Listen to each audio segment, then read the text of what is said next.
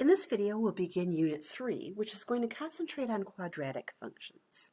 Again, just to remind you, you always want to organize your thinking in this class in terms of our families of functions. Our last unit concentrated on linear functions. We saw that all their graphs were similar, right, straight lines. We saw the table of values were similar. For a constant increase in x, we saw a constant increase in y. And we learned some of the algebra that went along with linear functions. We'll do much of the same type of work here in Unit 3 with our new family of functions, quadratics.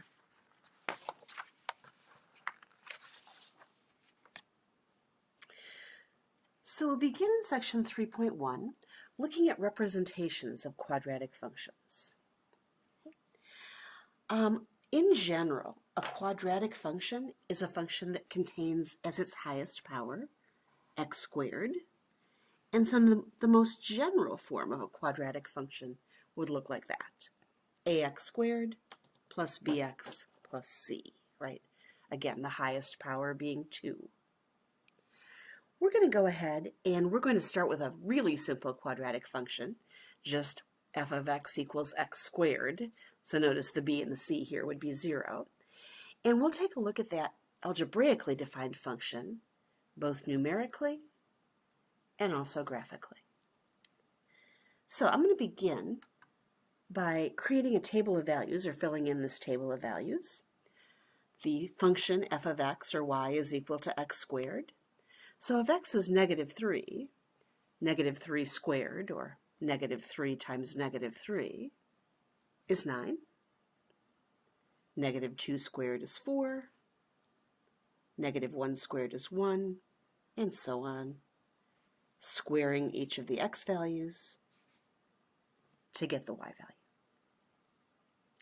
All right, let's take those points that we just created, and we'll graph them over here on the provided graph. So -3, 9, -2, 4, etc.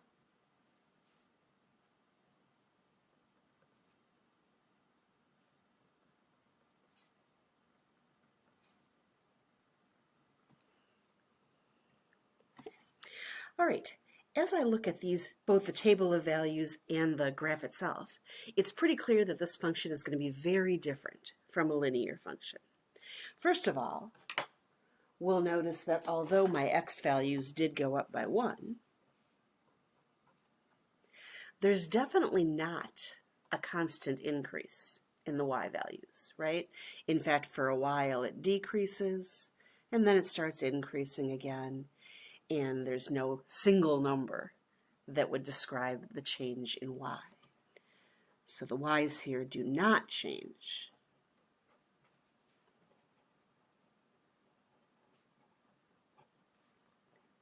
By a constant value.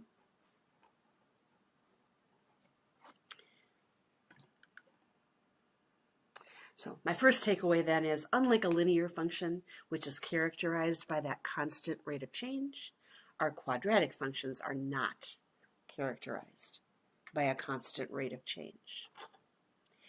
Next, when we look over here at the graph, again, it's very clear that the graph of a quadratic function is not going to look like a straight line. In fact, it's kind of almost like a U shape here. If I just sort of connect my points with a reasonably smooth curve, kind of looks something like that. The two ends are just going to continue to go up forever. By the way, this is a curve. It's not a sharp point at the bottom. It's not V-shaped. It's U-shaped. And that shape is called a parabola.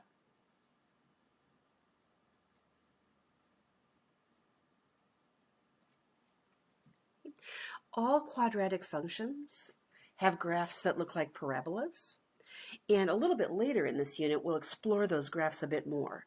Just like linear functions are all straight lines, but those lines can kind of move around and look a little bit different, increasing, decreasing, right? They can do all kinds of different things. Parabolas can also do different things. And we'll be looking at how this basic shape of a parabola changes based on the values in the function itself, the a, the b, and the c, and so on. So that'll come a little bit later, but for right now, graphs are always going to be parabolas for a quadratic function. A couple of observations here. Probably the most outstanding or almost defining feature of a parabola, something we would definitely want to know if we were graphing it, is this point down here. In this particular case, it's a minimum point, although we'll find later these things can turn upside down, so sometimes it's a maximum point. That point where the graph changes, a turning point if you will, is called the vertex of the parabola. And in this particular case, the vertex happens to be 0, 0. Although again, we will learn that that changes based on the values of a, b, and c. So, most defining feature of the graph, probably the vertex. And for the specific function f of x equals x squared, this is 0, 0, and it is a minimum.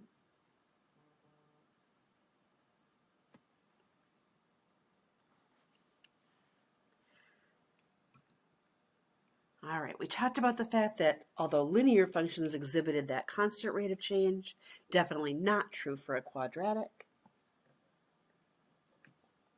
In fact, we even saw that the quadratic function didn't just increase or just decrease. It actually did both, right? We can see it in the graph too. It decreases for a while, and then it increases for a while. So no way could that possibly be a constant change rate of change. As far as any patterns, if you look hard enough, you can find patterns in a lot of things, and you may see some interesting things here. But the only thing I really want to highlight right now is, again, based on both the table of values and the graph itself, the graph of a quadratic function is going to be decreasing y values for a while, and then it'll change to increasing y values. Or, as I mentioned later on when we see them upside down, it might be exactly the opposite. So all I'm going to say here is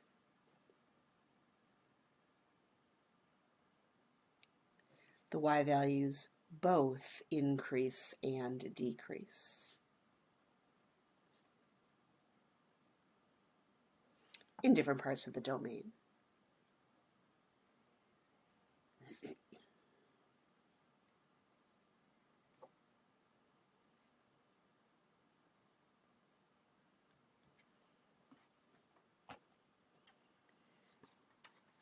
All right. As mentioned, we will come back to graphing more complex forms of our parabolas, our quadratic functions, a little later in this unit. But for right now, I'd like to talk a bit about three important forms of a quadratic function, right? Three representations, if you will. The form that we kind of use to define our quadratic function is usually called the expanded or sometimes the standard form of the quadratic function, where you've got each term, the quadratic term, the linear term, and the constant term, all separated out. Every quadratic function can be written in this expanded form, even if it's not given that way. So one of the things we'll look at in this section is how to find that expanded form in general. There's a second form called the factored form. The factored form of a quadratic function looks like a binomial times a binomial. Some quadratic functions can be written in factored form, but not all of them. So we'll look at, again, how to change our standard form into a factored form in the cases where that's possible. The third form of a quadratic function is called the vertex form, and it's written like this. It has one piece that's squared plus potentially a constant term. And again, every quadratic function can be written in vertex form.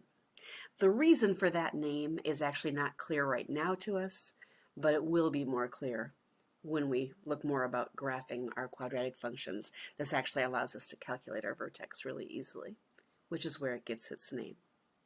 But for now, our goal is going to be able to go back and forth between these various forms, because eventually we're going to find that at all three of them, are useful for different things.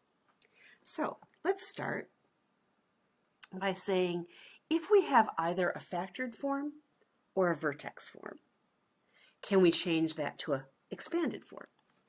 And the answer is yes, absolutely. All these are is really just multiplication problems. So we'll multiply using our distributive laws as needed. Some people may remember this as FOIL. That's fine too. It's really just a couple of distributive laws. So I want the expanded form for each of these. My first function is 2x plus 5 times x minus 3. In order to expand this, I'm going to multiply it out.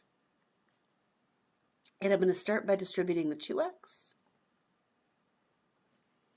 So I'd have 2x times x is 2x squared. 2x times negative 3 is negative 6x. And then I'm also going to distribute the 5. So plus 5x and minus 15. Again, if you learn this as the first, outer, inner, last, or FOIL, perfectly acceptable to think that way when you're multiplying these together. And then all I need to do is combine my like terms. 2x squared, no other x squared terms to combine with that. But these are like terms. I can add those up to get negative 1x. Or usually we just write minus x. Minus 15. I know we've actually already done this kind of multiplication in this course, but wanted to go through it once slowly just to kind of remind you of the process. All right, a couple of other, oh, by the way, before I quit that one, I should probably point out that we are now in expanded form, right? The x squared, the x, and the constant terms, all written separately and typically in descending order. All right, a couple more, and these were kind of chosen to highlight common errors, so kind of pay attention to those. In part B, I have this quadratic, and in this one, only the negative 3w would need to be distributed. Do pay attention to parentheses. The negative 3w is the term that's directly in front of the parentheses, so that's what gets distributed.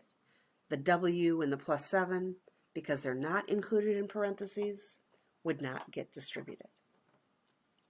So the w plus 7 I'm just going to keep as is. And then distributing here is going to give me a negative 3w squared and a positive 6w. Writing that in descending order would give me negative 3w squared.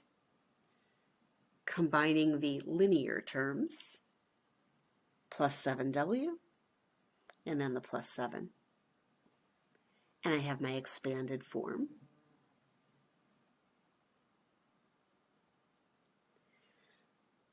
All right, let's take a look at C.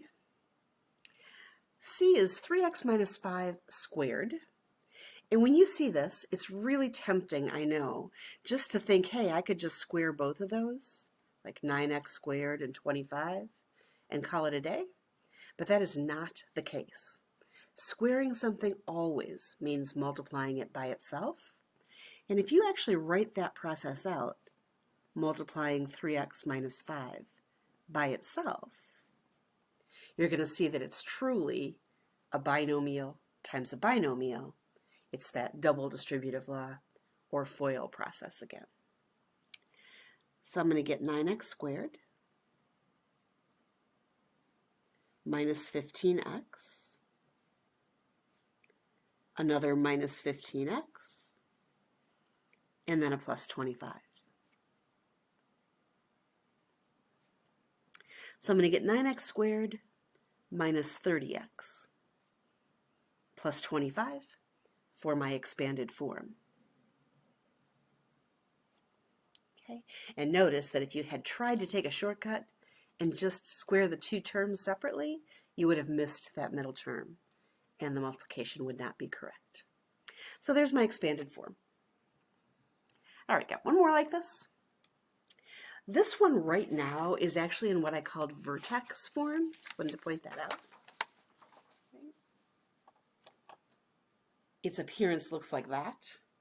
The multiplier a would just be 1 here. We have a binomial squared, and then a constant term. So right now, that's actually in vertex form. We, however, want expanded form, so again, we're going to multiply it out. I always like to write out my squaring of my binomials so I don't mess up my middle term. T plus 4 times t plus 4. And then just bring that minus 7 down with you. We'll have t squared plus 4t plus 4t plus 16, and then the minus 7, which is going to give us t squared plus 8t. And this time I have those constant terms as well to combine, plus 9. And there's the expanded form, or standard form, sometimes called. All right, usually that's a relatively easy direction to go to get the standard or expanded form. It's often a little bit trickier to go the other way. So in our next section, we're going to look at starting with expanded form and changing to factored form. Okay.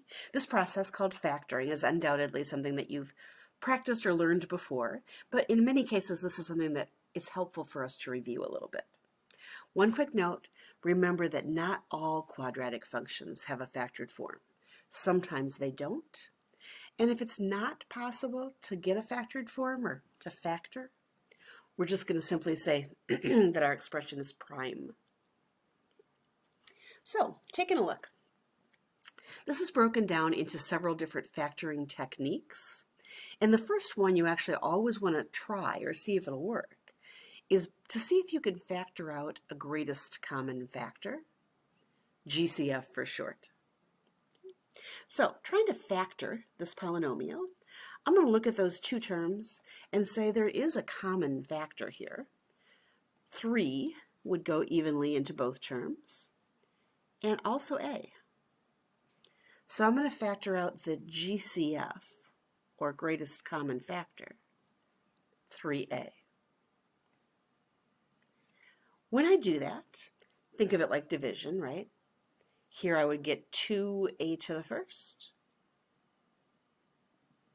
plus, here I would just get 3. That is now a factored form for my polynomial function. We'll try this one a couple more times, the GCF deal. G of W here, looking for a GCF. Here, I'm going to notice a couple of things. There's actually a lot of common factors, right? 2 goes into both, 4, 6.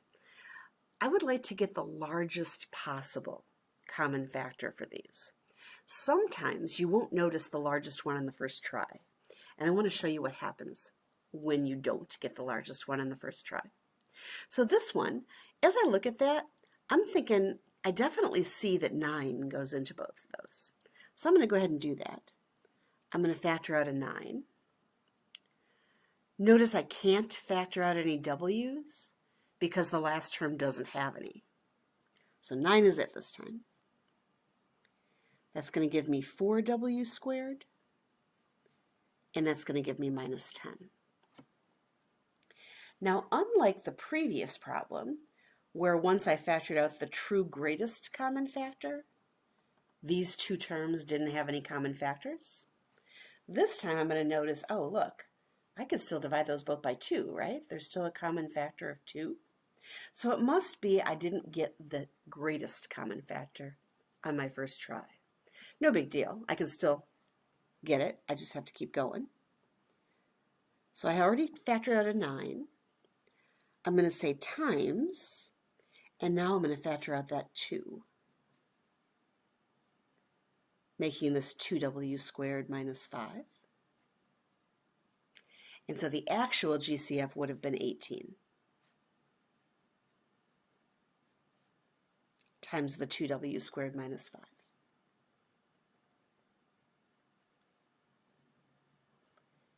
And there's the factored form. It's typical when the GCFs get larger, it's more typical for us to miss the largest one on the first try. Not a big deal, we can still get it. We may just have to do it in a couple of steps. All right, my last GCF example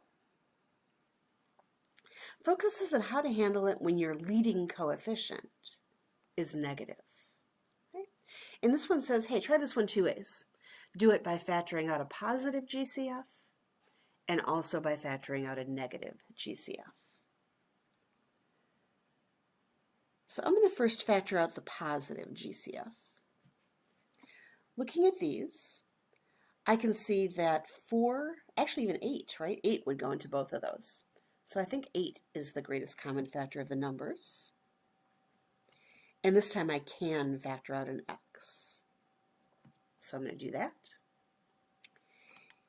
And what I'll have left here would be a negative 3, x to the first,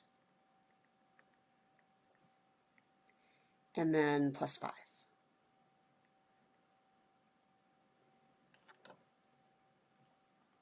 Okay. And there's nothing wrong with that. That's a perfectly legitimate way to factor that. Now let's redo the problem. And this time, I'd like to factor out a negative GCF. So instead of factoring out a positive 8x, I'm going to factor out a negative 8x. This time, when I divide the negatives, I'll get a positive 3x. And then 40 divided by negative 8 will be a minus 5.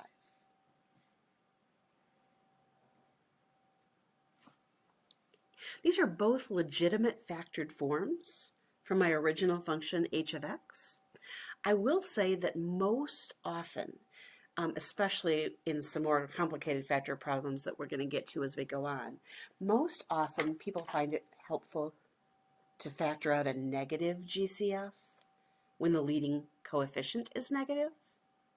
But again, unless you're specifically told that you need to, both answers would be correct. All right, so that's my first factoring technique, the greatest common factor, or GCF.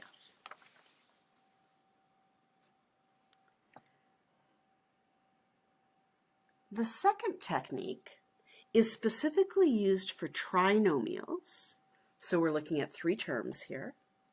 And right now, I'm only going to look at trinomials with a leading coefficient of 1.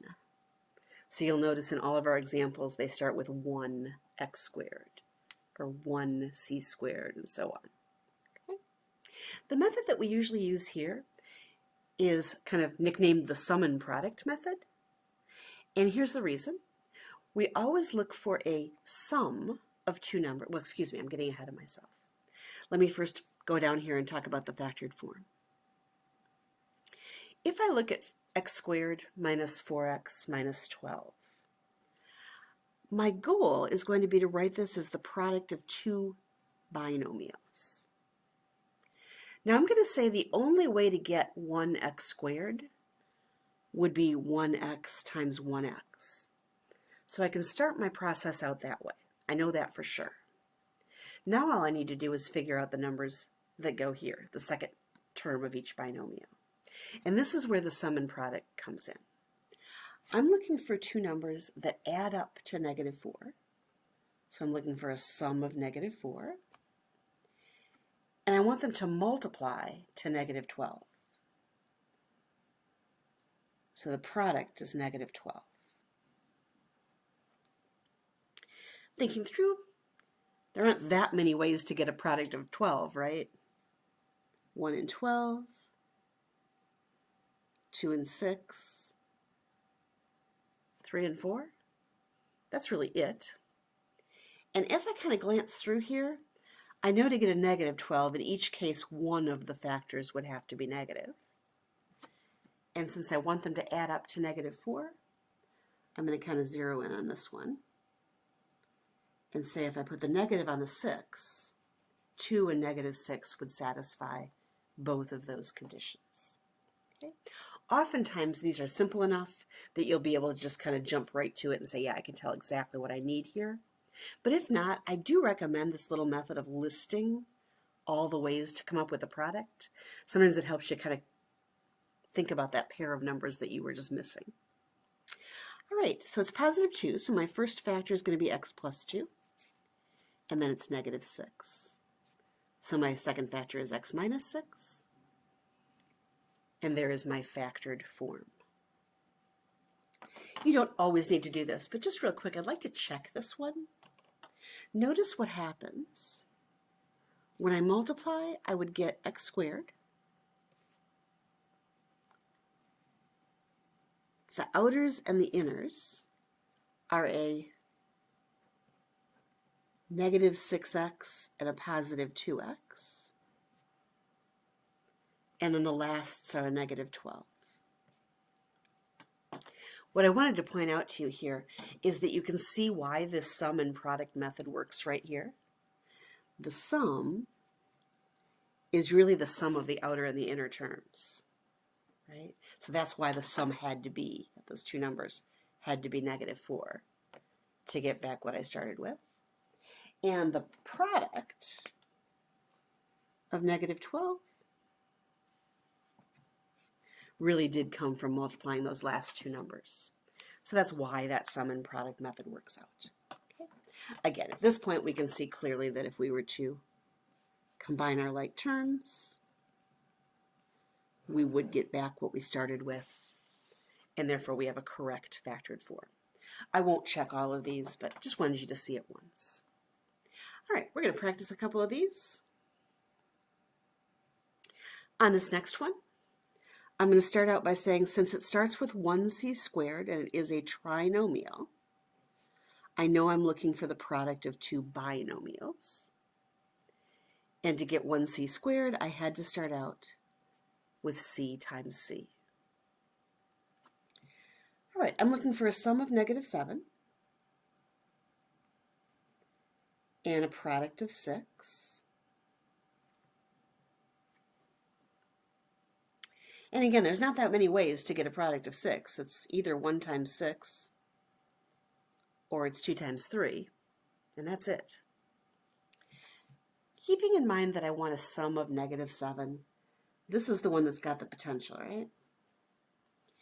And I'm thinking if I made both of them negative, then when I multiply, I still get a positive 6.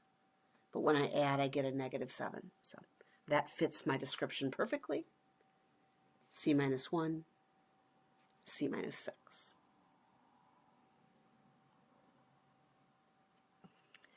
All right, I would encourage you to pause for a minute and practice C.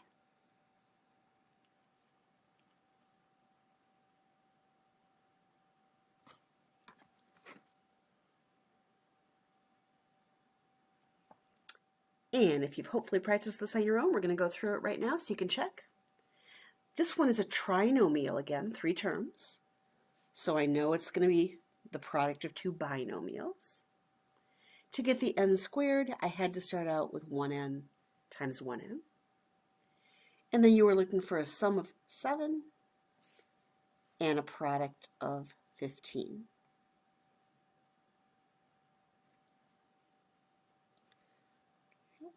Again, not a lot of ways to do this. 1 times 15, 3 times 5.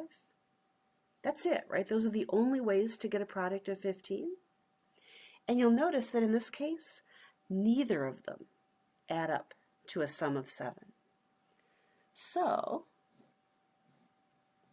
I'm going to end up saying this didn't work. And as I mentioned before, when you can't factor a quadratic expression or a quadratic function like this, we say that it's prime.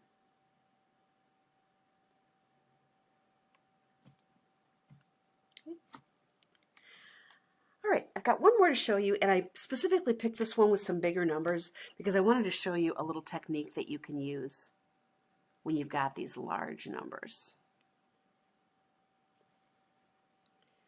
All right, I see my trinomial, my 3 terms.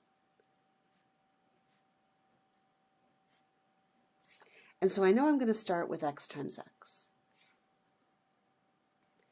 I'm then looking for a sum of 16 and a product of negative 132. Now I'm going to guess that for most of us, that's not a quantity that we just kind of have sitting around in our heads. We don't have all the different ways to get a product of 132. So here's where I would recommend that you kind of grab a calculator to help you out. All right, so I've got my trusty TI-84 here, although any calculator will do.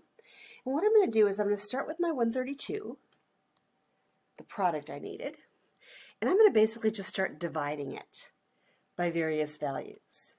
Now I'm going to be really, really consistent here. I'm going to go right in order because if I don't, I promise I'm probably going to miss the one I needed. So even though I know it's not 1 times 32, I'm just going to show that I'm kind of going in order here. 1 and 132 certainly wouldn't have a sum of 16. Next, I'll try dividing it by 2. 2 and 66, still not a sum of 16. I'm going to keep going here. 3 and 44, not going to work. 4 and 33, also can't add up to 16. I don't think 5 goes in evenly at all. Okay, 6 and 22. That's got potential, right? If I use my negative sign wisely, that should work. So I'm going to go with 6 and 22. And we'll talk about the negative sign in a moment. But that's what I mean by just kind of using your calculator. And it doesn't take very long. Usually you'll find a number, within the first 6, 8, 10. It's not usually that far. You have to go just quickly dividing by the various numbers until you find a pair that works. All right, in this case, I wanted the sum to add up to a positive 16. So I'm going to put the negative on the 6. Adds to 16. And product would be negative, so I'm good there. X minus 6, x plus 22. Okay, so there's my trinomials with a leading coefficient of 1. Right? Next, we better talk about what happens when I have a trinomial and the leading coefficient is not equal to 1.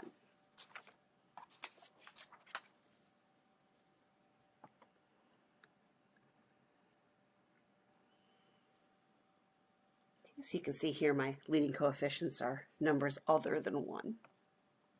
All right, so I want the factored form still, or say it's prime if I can't factor. And I'm going to say that unlike the previous ones, unfortunately, I can't just start out and say, oh, look, I know how to start, right? Before it was easy because I could just make it x times x, but I actually don't know what to do here. I don't know if this is 4x times 1x or 2x times 2x, right? So there's no way to immediately start with first terms of each binomial. What I'm going to do instead is I'm going to use what I like to call the extended or expanded sum and product method. Still going to use a sum and product, but I'm going to have to go about it just a little bit differently. You'll remember that we were looking at the middle term for the sum, and that doesn't change. My sum is still negative 11. But for the product this time, what you'll need to do is multiply the first and last coefficients. So in this case, the 4 and the 6. So 4 times 6 is going to give me a product of 24. All right, let's see. Thinking about these, maybe 3 and 8. If I make them both negative, that's going to give me the sum and the product that I want. Here's what you're going to do with these values. I'm going to rewrite my function f of x, starting with the 4x squared. And then this middle term of negative 11x, I'm going to split that up using the two numbers that I found. So instead of negative 11x, I'm going to write that as negative 3x minus 8x. Notice it still adds up to negative 11x, right? I haven't really changed the value of my quadratic function. I've just written it in a different form.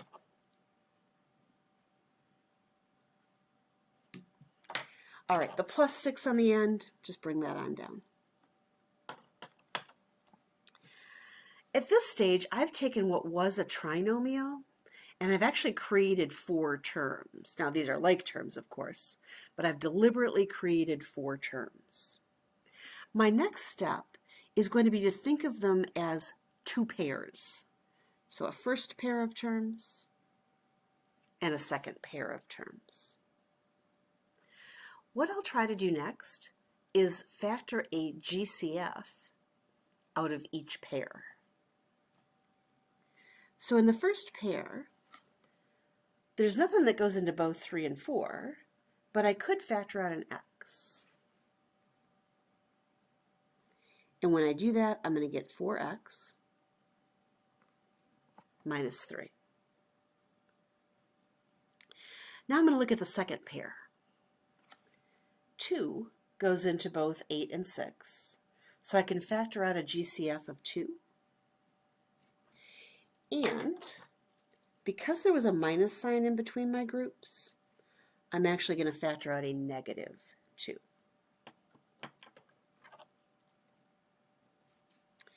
All right, 8x divided by negative 2 would be a positive 4x.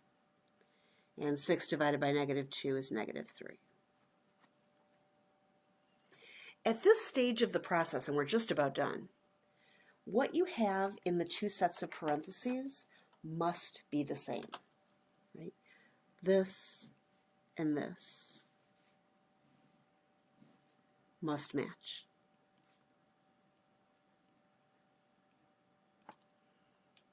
If they don't, something has gone wrong and you want to go back and recheck your numbers or recheck your GCF or something like that. Since they do match, what I'm going to do is I'm going to basically factor out that whole binomial. I'm going to factor out a 4x minus 3. When I factor it out of this first piece, only the x is left. And when I factor it out of the second piece, only the negative 2 is left. And I now get the factored form, 4x minus 3 times x minus 2. Okay. It may seem like a lengthy process, but I talked a lot during it just to kind of show my steps. It goes relatively quickly once you kind of get the hang of it. Okay. That said, I will mention that some people just sort of do a guess and check kind of thing on these, and if you do that and you're used to it and it works for you, I have no problem with that, but I wanted to give you a technique that's going to work every time so that you have something to kind of fall back on. All right, let's do this again. Part B. I would need a sum of 8. And for my product, I'm going to take the 12 times the negative 15. All right, might as well grab my calculator now because I can already see these things are going to get relatively large. I take 12 times negative 15. That is, negative 180.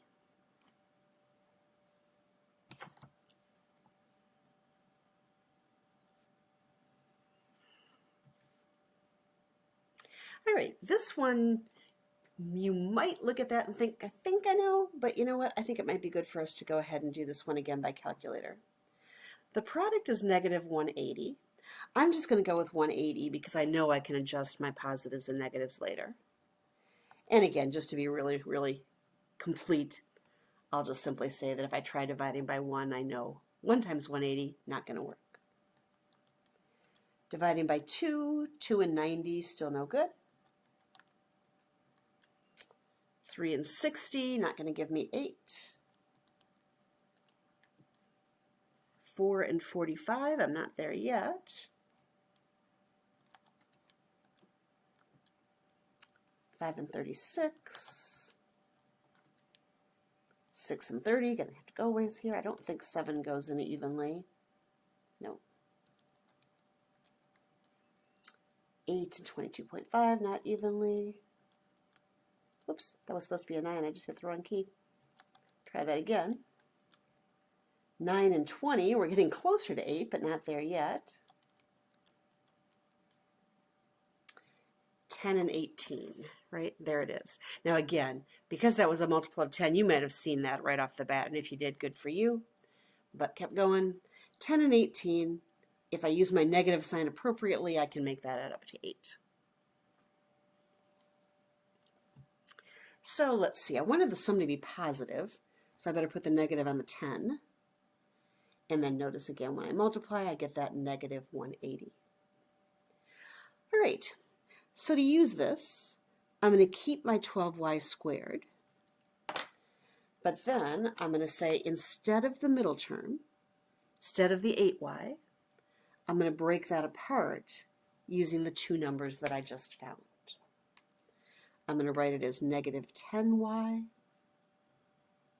and positive 18y.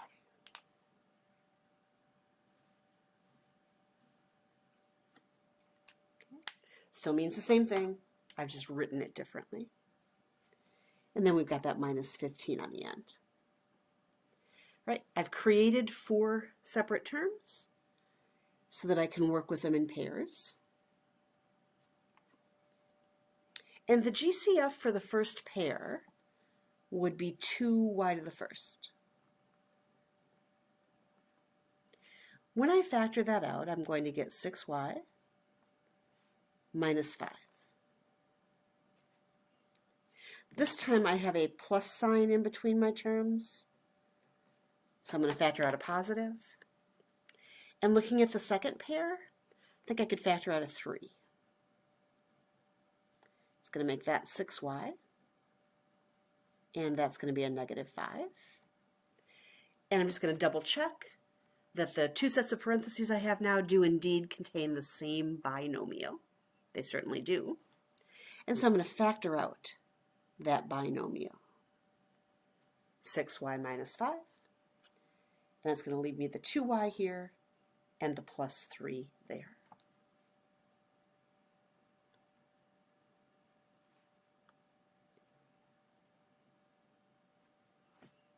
By the way, one of the questions that I get a lot in the sum particular process is, does it make any difference which way you write this?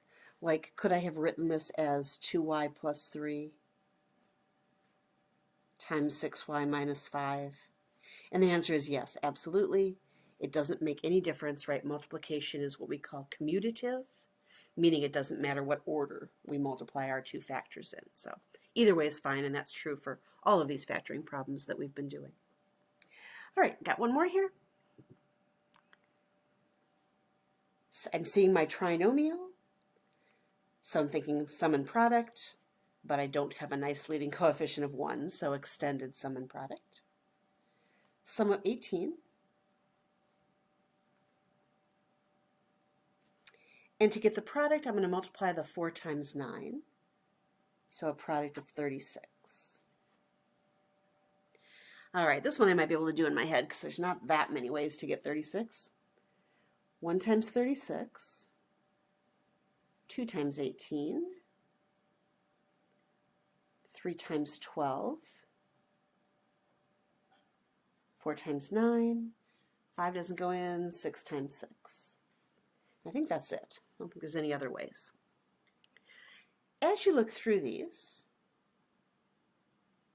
I don't think any of those are ever going to add up to 18. So this one, I believe, is prime.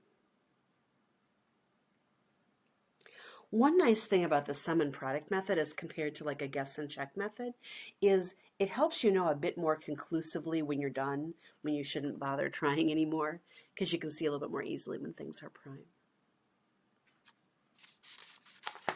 All right, I have one more factoring method for this section.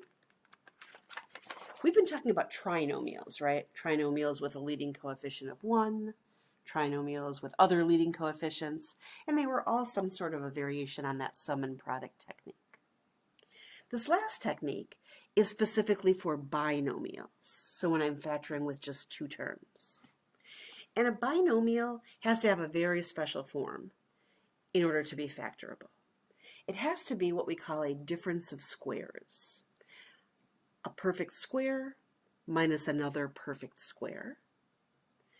If we have that very specific form, we can factor it as the a plus b times the a minus b. Just to show you really quick why that's true, if I took a moment and multiplied a plus b times a minus b, and just did my distributive laws or my FOIL process, I would have a squared minus ab plus ab minus b squared. And those two middle terms are opposites. They add up to 0. And that's where you get the a squared minus b squared.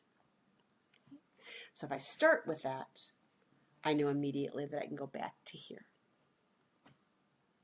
All right, let's take a look at a few of these. In A, I have 16t squared minus 49, and I do believe I have that difference of squares. I'm going to take a moment to write it out as a difference of squares. 16t squared is 4t raised to the second power, right? Minus 49 is 7 raised to the second power. So I've got my difference of squares format. And then I'll just point out that when you do this, what you've really done is identify the a and the b that we need for our factored form. And so my factored form is going to be, first of all, I add them, 4t plus 7, and then I subtract them, 4t minus 7.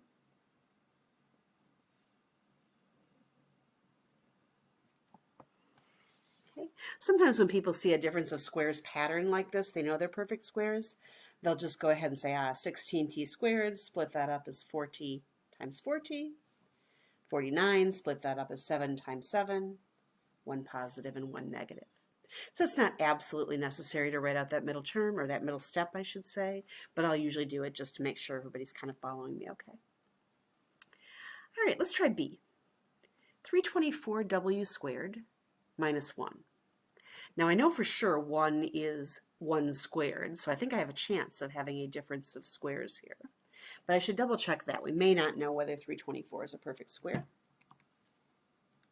So I'm going to check it. Square root of 324. It does come out evenly. It's 18. So I must have 18w to the second power minus 1 to the second power.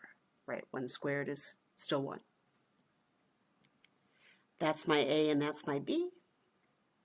Or I can just think 18w plus the 1 times 18w minus the 1. And there's my factored form.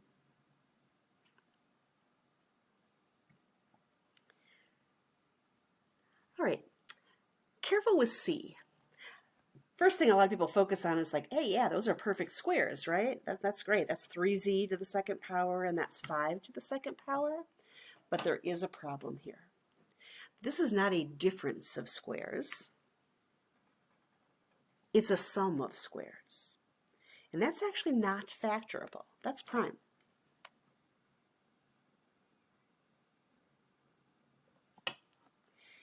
If you think about it, the difference of squares was absolutely necessary. I had to have the 1 positive and the 1 negative in order to get those two middle terms to add up to 0, right? I'm not going to have that with a positive 25 here. So I can't factor it, and it's prime. All right, I've got one last one, sort of an interesting one. Problem that looks a little different. In fact, if you notice, this is actually in vertex form right now. The question asks, could we factor this, and could we maybe think of two different approaches? Okay. So I'm going to actually do this problem twice. I'm going to start by using the difference of squares method that we've just talked about. And then as a second method, I'm going to say, well, could I have just multiplied this out first and then factored it? Let's see if it works both ways. Hopefully it will. If I think of this as a difference of squares, I already have the 5x plus 2 written as a square. And then I'm going to write the 9 as 3 squared. And so using the difference of squares, first I'd have this added to the 3,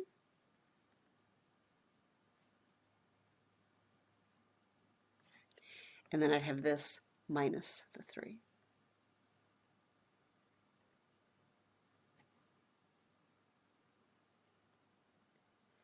This one's going to give me 5x plus 5. And this one's going to give me 5x minus 1. Okay. There's one little extra thing I can do here. We haven't talked a lot yet about multiple step problems, but this is one where we can kind of introduce it. Did you happen to notice that there's a common factor, a GCF here? I could factor a 5 out of that first binomial, right? So to actually finish this one, I'm going to do that. I'm going to factor out the 5. That makes that x plus 1 times 5x minus 1. And there's my factored form based on the difference of squares pattern. Now, how else could I have done this? Let's start over.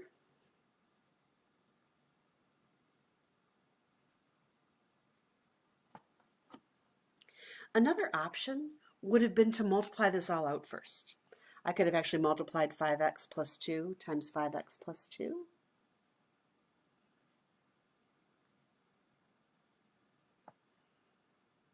Which would have given me 25x squared plus 10x plus 10x plus 4 minus 9. That's 25x squared plus 20x minus 5. And now it's gone from vertex form to standard form. I can now go from standard form to my factored form. This time I'm going to notice the GCF actually right at this stage. You see that I could actually factor out a 5 right here? We do that.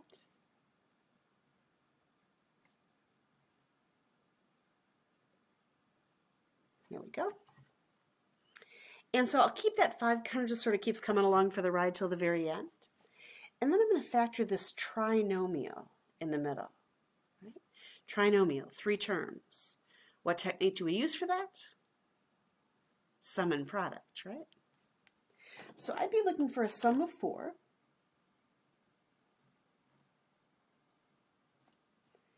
And my product needs to be negative 5.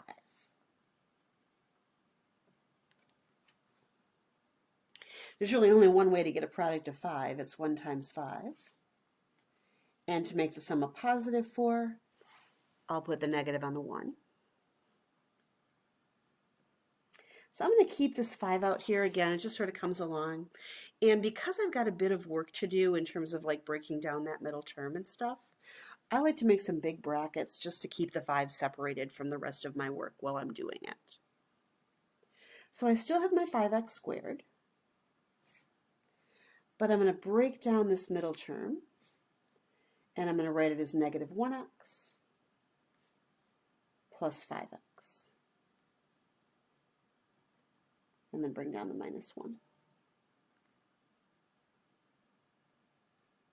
All right, still got that 5 out in front. And I've now created the 4 terms, so I'm going to group them. 2 pairs. In the first pair, I could factor out an x, which makes that 5x minus 1. Now I'm glad we actually did this one because this is something that hasn't come up yet. Do you notice that in the second pair, there's no GCF, right? Nothing goes into both 5x and negative 1. When you don't have a GCF, in order for this process to work, I'm going to factor out just a 1, right? It doesn't really change this, but it's going to allow me to continue the process. And notice that was a positive 1. So this is still going to be 5x minus 1 inside my parentheses. And that gets me the match between the 2 sets of parentheses that I needed. So keep that 5. I don't need the brackets now because I'm going to finish this. 5x minus 1, I'm going to factor that out of both terms. And that's going to leave me this x plus 1.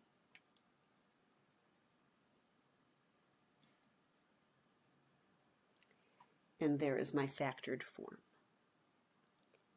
Notice, other than the order, which we've already said doesn't matter, right? We definitely got the same answer for both of them. But if you look at them, does one seem a little bit easier or faster than the other?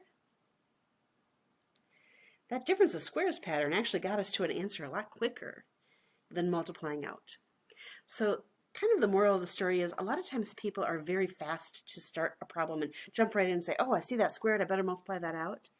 Take just a moment and think about your problem. Sometimes you can find a nice shortcut that isn't going to require that.